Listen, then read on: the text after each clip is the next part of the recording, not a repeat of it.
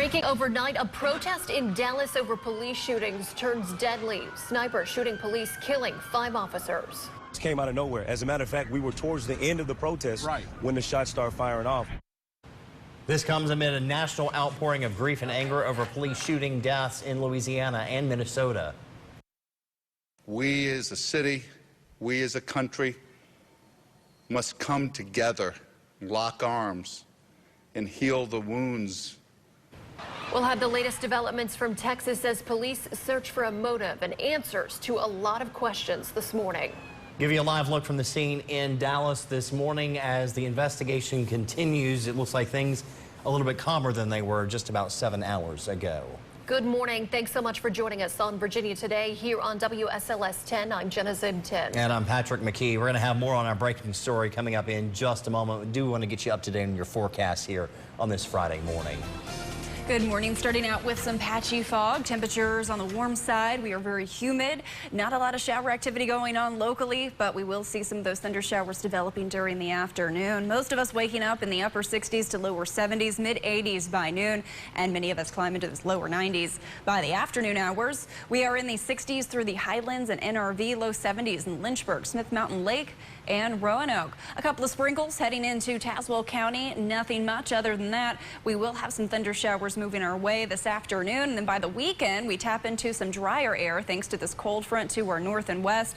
Before we clear things out, we do have a risk for some severe weather today. I'll let you know where we have the best chance to see those severe thunderstorms coming up at 6:10, and of course I'll have your hour-by-hour planner and 7-day outlook. Checking in with our time saver traffic system this morning, there is an update for you. We have an accident on Interstate 77 in Carroll County at mile marker 9.5. Expect some major delays there. There is standstill traffic for over 2 miles, so you will want to avoid that area completely if you can. Patrick? Thanks, Christina. It's 6:02 now, and breaking overnight, at least 4 Dallas police officers and 1 transit authority cop are dead. 6 others are hurt after shots rang out during an anti-gun violence rally in Dallas.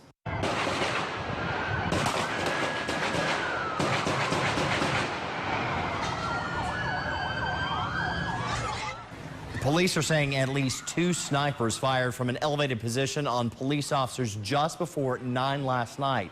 11 officers were shot in total during a demonstration over recent police shootings in Minnesota and Louisiana. Early Friday morning, police confirmed via Twitter that a 5th officer had died at the hospital.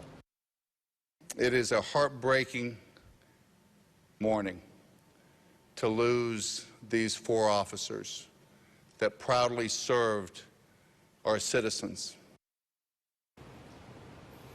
3 people are in custody. Police continue negotiating with a suspected shooter into the early morning hours. That suspect later shot himself. Police say at least 1 civilian was injured by gunfire. President Barack Obama out condemning these shootings early this morning. The shootings by officers and of officers across the country the last few days has tensions boiling over in some areas. We continue our breaking coverage news with Diane Gallagher. The shots began late Thursday night. Police say it was a coordinated attack from multiple shooters, 2 from an elevated position, an ambush-style attack targeting Dallas police officers. We're leaving every motive on the table of how this happened and why it happened. Witnesses in Dallas describe the chaos. An officer was shot dead with an automatic AR-15. The officer was right here behind this column.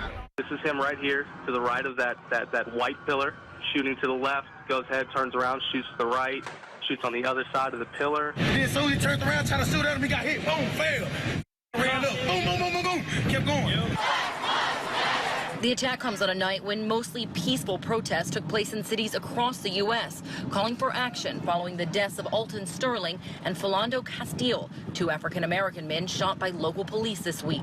President Obama had this to say about the shooting. We are horrified over these events, and that we stand united with the people and the police department in Dallas. There is no possible justification for these kinds of attacks or any violence against law enforcement.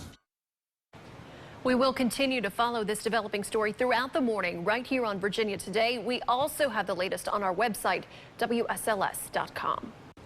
6:05 now, and new this morning, Danville police charge a nursing home employee with neglect and abuse of an incapacitated adult. According to police, Petula Davis was arrested in June.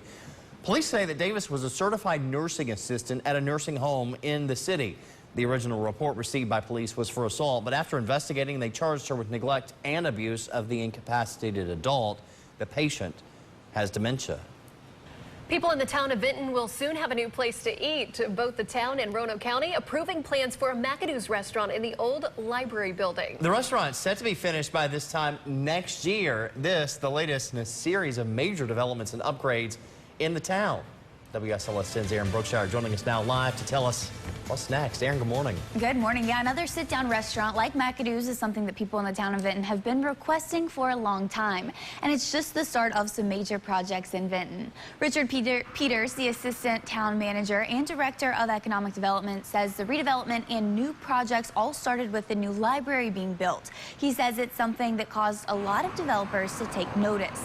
Now the first microbrewery in town, Twin Creeks Brewing Company, is set to open on South Pollard Street in September.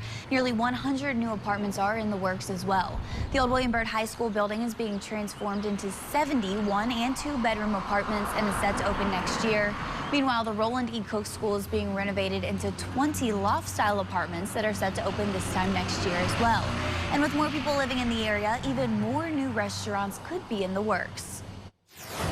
We are looking to attract other complementary, particularly restaurants. We don't necessarily want to compete what's here with the existing brick and mortar restaurants, but we're looking to expand opportunities for food trucks, looking to expand opportunities for other complementary type restaurants that they can provide just another offering to the residents of the town, but also be a draw for visitors to come to Vinton to dine and to shop and that sort of thing.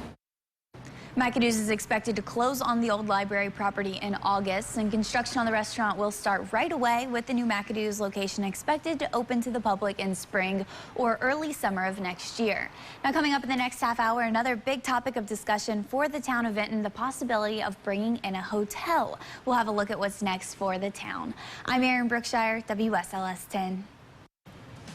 Thanks, Aaron. 6:07 now. In what's news today, the Labor Department will release its monthly employment numbers. Experts predicting the job growth to jump to around 175,000 for June. In May, the U.S. only created about 38,000 jobs.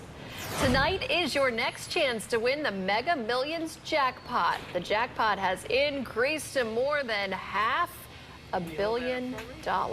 Tuesday marked the 34th time this jackpot rolled over without a winner, breaking the previous record. $540 million, what that's up to now. Some people in Lynchburg, they'll be on a boil water advisory this weekend as crews move a water line.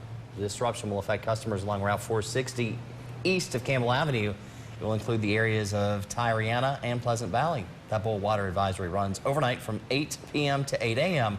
Friday and Saturday. Incoming students of Virginia Tech will take part in Hokie Camp starting today, giving the students a jump start on their college experience. Hokie Camp, a 3-day orientation experience giving students the chance to build community and participate in community service projects. Mill Mountain Theater and the Hollins Playwright Lab presenting Roanoke's favorite microbrewed play festival.